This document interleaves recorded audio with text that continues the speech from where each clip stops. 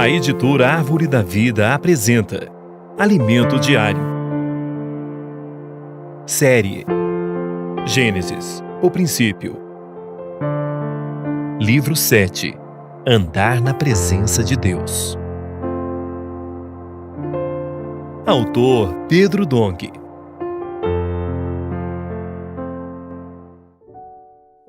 Semana 2. O nascimento de Ismael e a aparição do Deus Todo-Poderoso. Segunda-feira. Ler com oração. Estabelecerei a minha aliança entre mim e ti e a tua descendência no decurso das suas gerações. Aliança perpétua, para ser o teu Deus e da tua descendência. Gênesis 17, 7. A nova aliança entre Deus e o homem. Nesta semana, na mensagem O Nascimento de Ismael e a Aparição do Deus Todo-Poderoso, veremos que Deus fez uma aliança entre ele e Abraão e seu descendente. Sara, sua esposa, era estéril e, achando que não poderia mais ter filhos, deu uma sugestão, com a qual Abraão concordou. Por causa disso, ele ficou 13 anos sem ouvir a Deus, que é o El Shaddai, o Todo-Poderoso. Dessa experiência de Abraão e Sara, aprendemos um segredo. Devemos ouvir atentamente a voz do Senhor e aguardar sua direção. Se andamos na presença do Senhor, somos conduzidos ao caminho do amor, gerando muitos frutos. É assim que cumpriremos sua promessa. No capítulo 15 de Gênesis, Deus fez 2 alianças com Abraão. A primeira aliança dizia respeito ao descendente, e a segunda, a terra que ele haveria de herdar. Podemos ver que, na verdade, o foco de Deus era o descendente que viria de Abraão, Cristo, como está escrito. Ora, as promessas foram feitas a Abraão e ao seu descendente. Não diz, e aos descendentes como se falando de muitos, porém como de um só, e ao teu descendente que é Cristo. Gálatas 3,16. A promessa dada por Deus abrangia Abraão e sua descendência. Por isso, Abraão estava preocupado, pois ainda não tinha um filho. E Sara era estéril. Todavia, Deus prometeu que lhe daria um filho. Os olhos de Deus, entretanto, estavam postos além daquele momento.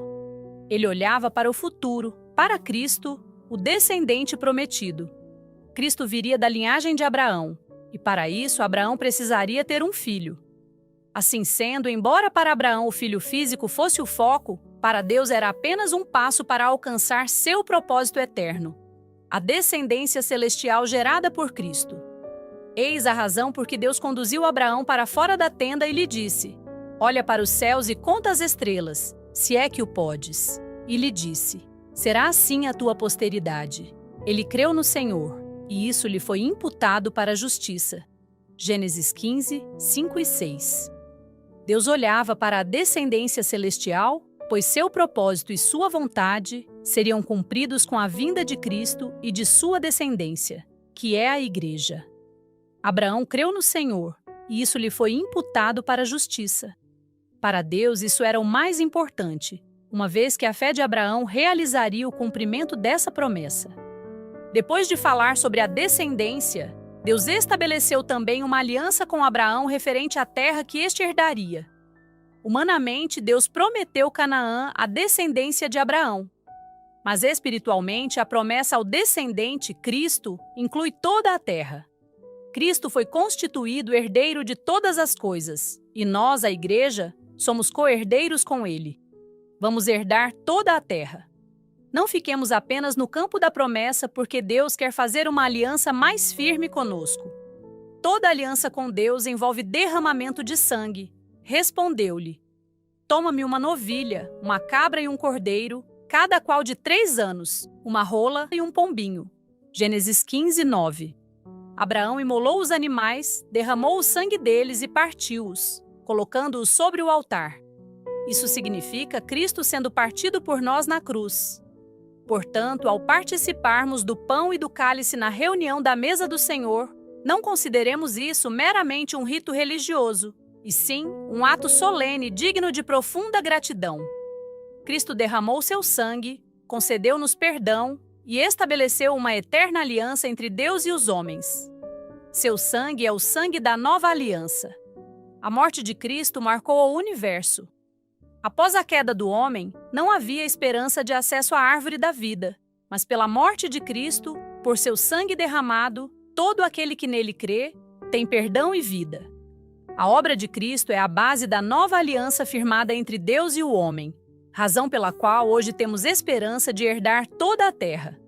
Havia necessidade da oferta pacífica para que o homem fosse reconciliado com Deus. No entanto, para haver paz, era necessário que antes houvesse a oferta pelo pecado. Por isso, Jesus morreu por nossos pecados. E só então é que hoje somos chamados para ser a oferta queimada, o holocausto, entregando todo o nosso ser para servir a Deus por toda a vida. Não pertencemos mais a nós mesmos. Fomos comprados pelo sangue precioso de Cristo. Agora pertencemos a Deus para servir a Cristo, não em nossa força, mas em ressurreição.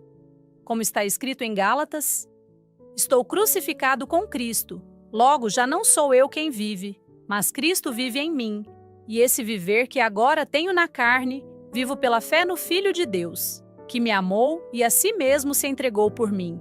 Gálatas 2, 19 e 20. Em outras palavras, fui incluído na morte de Jesus e em sua ressurreição. Não vivo mais para mim, mas Cristo vive em mim. O que vivo agora, vivo pela fé nele. Isso corresponde ao significado dos animais partidos e das aves. Uma vida unida à morte e à ressurreição de Cristo. É o mesmo princípio do capítulo 6 de Romanos. Isto é, ao ser batizados, fomos batizados em sua morte, sepultados com ele para viver em ressurreição, em novidade de vida. Agora, anote conforme o que você recebeu na leitura de hoje. A luz na palavra, a direção, a admoestação. Ore e faça um grito de guerra com base nesses itens para que a palavra profética seja sedimentada em seu coração. Leitura de apoio. Não mais eu, mas Cristo. Livro de Jó. Capítulo 11. Autor, Dong-Yu Lan. Crescendo em Vida. Capítulo 6. Autor, Dong-Yu Lan. Quem tem ouvidos, ouça. A Igreja em Filadélfia 1. Capítulo 2. Autor, Pedro Dong. Esperamos você amanhã para mais uma leitura do Alimento Diário.